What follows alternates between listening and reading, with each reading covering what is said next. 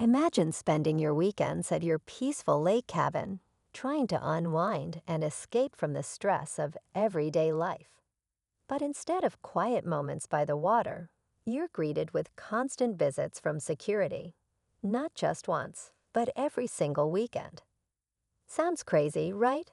Well, that's exactly what happened to me when my HOA took things way too far. They sent their security team to my property week after week, as if I were doing something wrong, simply because they didn't like a few things about my cabin. It started with a few casual visits, but soon enough, it became clear that the HOA wasn't backing down. They were relentless, invading my privacy and harassing me without cause. It felt like they were trying to push me into giving up, but I wasn't about to let them win. I knew I had to fight back, and that's when I decided to take matters into my own hands. What happened next? Well, let's just say it didn't end with me quietly accepting their control. In fact, I took a stand and filed a lawsuit. The result? A $50,000 fine for the HOA, and a much-needed lesson for them in respecting boundaries. But the story doesn't end there. Stick around to find out how this all unfolded and why the HOA never saw it coming. At first, I thought maybe it was just a misunderstanding. Maybe they had some concerns about the property or a small issue with the cabin that could be easily addressed. But after the first few visits, I started to notice something strange. There was no legitimate reason for their actions. The security guards, who seemed to have nothing better to do, would just circle around my cabin, stare at my property, and occasionally knock on the door without warning. It wasn't just a routine check. It felt like they were actively trying to intimidate me. And every time I asked them what the problem was, I was met with vague responses. I tried reaching out to the HOA board to get some clarity, but all I got was more silence. They never offered a direct explanation for why my weekends were being disrupted. Instead, they would just tell me that security had their orders. But I knew something wasn't right. It felt like a power play. Maybe they didn't like that I wasn't following all their rules to the letter.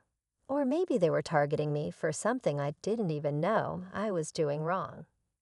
The more I thought about it, the angrier I got. This wasn't just a few annoying visits. This was harassment. And I wasn't about to sit back and let them get away with it. That's when I realized something. I had legal options. But what would it take to get the HOA to listen? That's when the idea of filing a lawsuit started to form in my mind. As the weeks passed, things only got worse. The visits became more frequent, and the security guards started showing up at odd hours, sometimes even late at night. It felt like I was being watched constantly, like I was under some kind of surveillance. I couldn't even enjoy a quiet evening by the fire without the uneasy feeling that someone was lurking nearby. I decided to document everything. Every visit, every conversation, every time I felt like my privacy was being violated. I started taking photos and writing down dates and times. I wanted to have a clear record in case things escalated. But even with all the evidence, I still couldn't shake the feeling that I was dealing with something much bigger than just a few annoying security guards.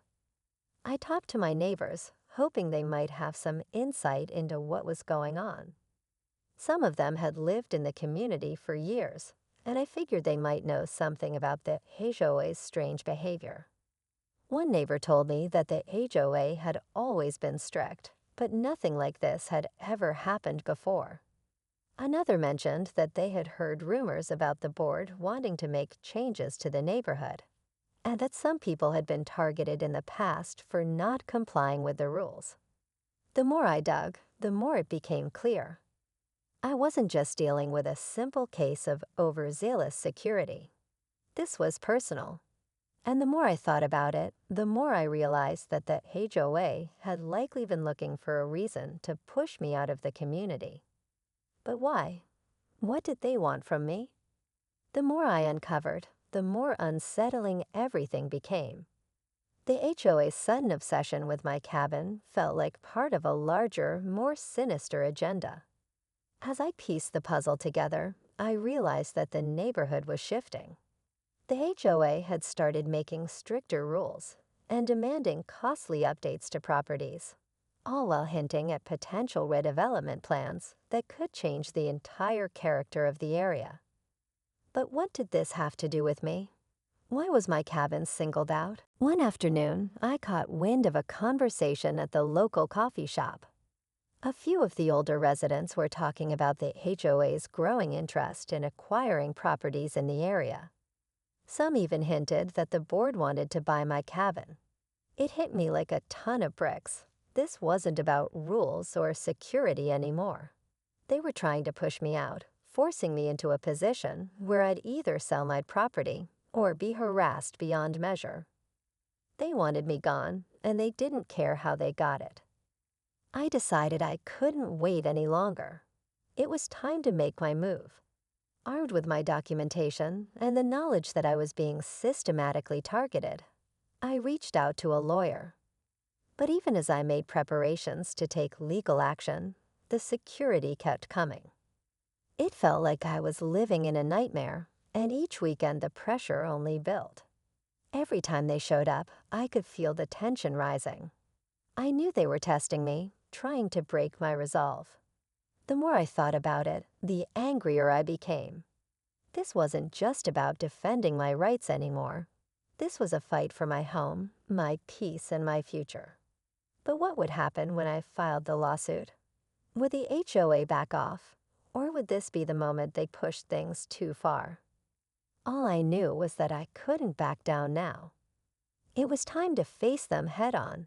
But little did I know, this would be a battle I couldn't even have predicted. Just as I was gearing up to file the lawsuit, something happened that I never saw coming. I received a letter from the HOA, an official letter this time, not from security, but from their legal team. My heart sank as I read through it. The HOA wasn't just accusing me of minor violations anymore. They were now threatening me with legal action of their own. According to them, I had been violating property use agreements, and they were demanding I either make significant repairs or face hefty fines. This was a new level of escalation, and it hit me like a punch to the gut. I was shocked. They had never mentioned anything about violations before. Everything seemed to come out of nowhere, and now they were trying to turn the tables, painting me as the one who was in the wrong. My lawyer went over the letter, and we both agreed. It was a clear attempt to intimidate me, to scare me into abandoning my legal pursuit. They were pulling out all the stops, trying to create a paper trail that would make me look like the problem. But there was something else about this letter that didn't sit right. The list of violations they included were things I had never been told about. Items that didn't even exist. It was like they had fabricated everything just to have a reason to find me and force me to sell. This wasn't just harassment anymore.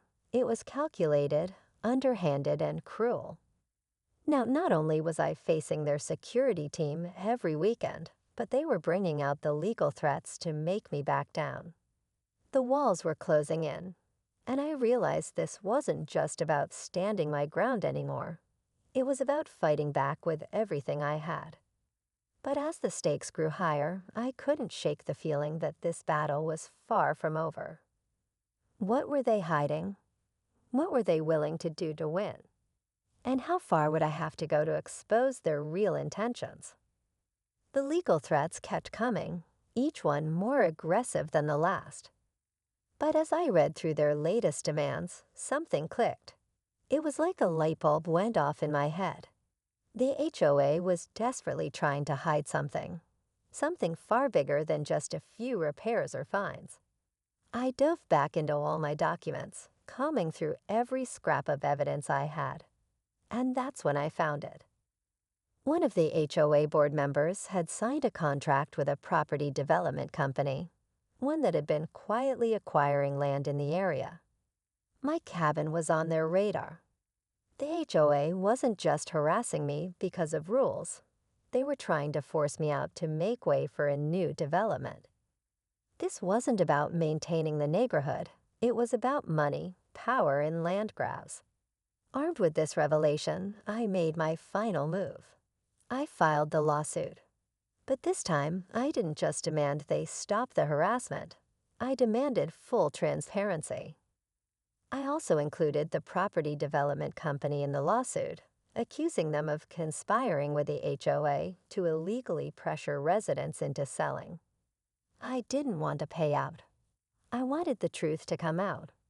The HOA had crossed a line, and I wasn't about to let them get away with it. The days leading up to the court hearing were nerve-wracking. The tension was unbearable, and I wasn't sure if I had done enough to expose everything. But when the day arrived, something shocking happened. The HOA's lawyer walked into the courtroom, holding a settlement agreement. They were willing to pay $50,000 to make it all go away.